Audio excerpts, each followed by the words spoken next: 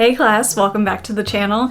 In today's video, I want to help you outline a month-long plan for your language learning. So the plan that we'll give you, I'll actually give you 3 different ways you can plan out your month, is completely based upon an earlier concept I talked about, which is the 4 aspects of language learning: reading, writing, speaking, and listening. So when we learn a language, we really want to get good at all 4 of these things. Often what happens when people are studying a language is they tend to focus on 1 or a few of these, but not all 4.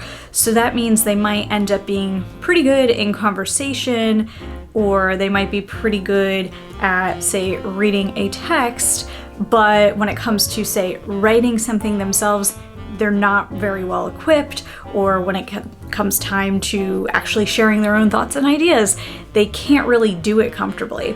So when we make a plan for how we're going to learn a language, we really do want to include all 4 of these things. So I teach English. I've also studied a few other languages myself, so the tips that I'm going to give you here today, you can use for any language that includes all 4 of these things, or that you want to make sure that you get strong with all 4 of these things.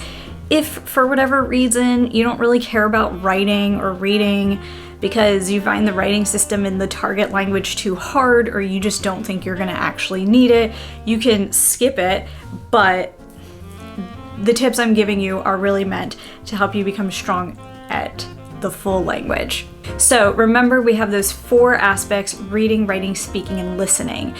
Every single month has at least 28 days in it. So the way we can think about how to organize our time would be based on these 4 things over 28 days. So one way you can approach this is you can assign each day of the week a different focus. So you might say, Monday I focus on speaking, Tuesday I focus on listening, Wednesday I focus on reading, and Thursday I focus on writing. And then what you can do is on Friday you can pick speaking, Saturday you can pick listening, and then the following week on Friday you can do more reading, Saturday more writing, and you can alternate like that. Then you have a 7th day of the week, which is like a free day. And then you can use your free day to focus on whatever you like, or whatever combination of things that you like. So again, each day of the week, we will assign a specific focus, either speaking, listening, reading, or writing. And then 2 of the days of the week, you will pick 2 of those to focus on, alternating each week. Okay, and then of course, the last day of the week, free day, learner's choice, you do what you want. That's one way to organize it, week by week. Another way to think about it is, since every month has 28 days in it, you can just say for 4 days, reading, writing, speaking, listening, and then the next 4 days, reading, writing, speaking, listening, whatever order you want to do them in, it's totally fine.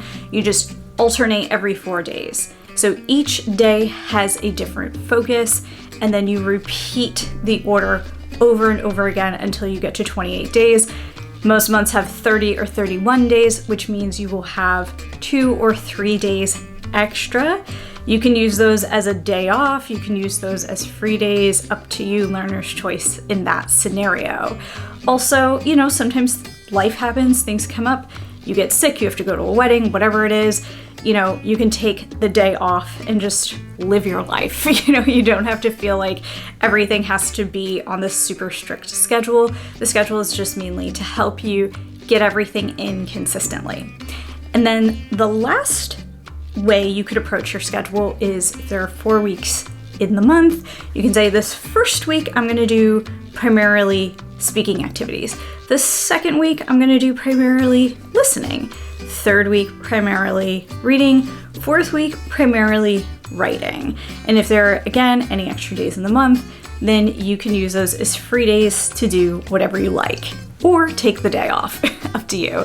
So these are different ways we can think about structuring the month in terms of hitting all of the aspects of language in the month. Again, I want to really emphasize why it's important to do all 4 of these things, even if you just reflect on your day that you've had today and you think about your own native language and how you have used that language throughout the day today. I guarantee all 4 of these things showed up. And if they didn't, they tend to show up on most days of your life. So, for example, for me today, it's the early afternoon when I'm recording this. In the morning, what did I do? I sent text messages to friends, that's reading and writing. I watched a TV show, that's listening. I talked to my parents, that's speaking and listening. And I did research on textbooks that I need for my students. So that's a ton of reading, and there was a little bit of listening involved in that, and listening to reviews and also audiobooks and the samples. So you can see just in a few hours since I've been awake today, I've used all 4 aspects of the English language to just get through my day. So if you're going to be using your target language, chances are you're going to have to use all 4 of these things to just do basic normal things that people do in their life. So it really is wise to include all 4 of them.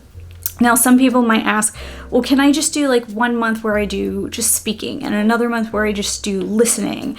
I wouldn't recommend that. And the reason is because you honestly need all 4 of these things every day throughout the day. So we don't really want to get rusty in any one of those areas. We want to keep being active. At most, I would say week-long focus. You know, I think you're not going to get too rusty after a couple weeks off of, say, reading, you know, but the more you can keep it in your regular rotation, the stronger you're going to keep that muscle, so to speak, overall. It would be kind of like physical exercise. And if all you did was leg strengthening activities and then you had to go onto an airplane and put your luggage in the overhead compartment and you didn't have the strength in your upper body to get your suitcase up, and then in the process you like hurt yourself because you don't have the strength and you haven't worked it. It would be the similar experience with a language that you're learning. If you neglect to learn a certain part of the language, or you just don't tend to focus on it when you go to use that skill, you'll find yourself in a situation where you need the skill. You just won't have it, and it'll be very difficult for you. So to avoid that kind of situation happening, we want to keep working on these different things. Now, another thing that you could think about in addition to the schedule that you pick out is if you want to have a theme for the month or for the quarter. So for example, maybe you are realizing, oh, I don't really know much about cooking and I don't really have much language to apply to cooking in my target language. So what you might decide to do is make that month a thematic month, and you might decide that the theme of the month is cooking. And so you can do speaking, listening, reading, and writing activities all on the theme of cooking. So then you're hitting all 4 aspects of language. And then on top of that, you are building and reinforcing different vocabulary and phrases and ways of using your target language specifically in the realm of cooking. That would actually be a really wise move, I would suggest, because the more you repeat the thing that you're learning, the more likely it is to stick. So for example, in English, chopping and slicing and cutting are not exactly the same thing in cooking. They're slightly different. So to understand that nuance of difference and for it to stick, you would want to repeat many different activities over and over and over again that keep bringing up those different vocabulary words. Because if you do that, by the end of the month, you're likely to actually remember and effectively use those words without having to try very hard. You might be in the unconscious competent bucket, referring to another video. So you can just use it without having to think about it. And what I can do in future videos is get into specifics of what the different activities might look like in your schedule for the month. So please let me know if you have any questions about what we were talking about today. Leave those down in the comments. I hope you get a chance to try this out and let me know what you think. I will see you in a future video / class. This is class now, right? I will see you. Bye.